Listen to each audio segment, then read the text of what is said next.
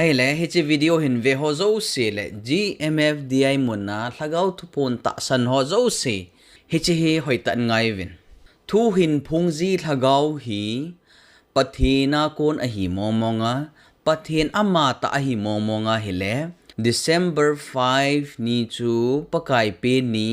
ta sa kong vil new a hi ati hi Bible dungzu ya adia akito ngay hele pathina kon ti na hin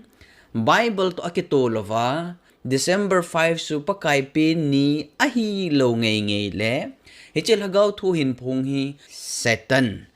atila bula patna zo hin se zo mi pa hiding ti na hi hichia ko na jong hi GMFDI hagaw thu phung hi Satan a kon ham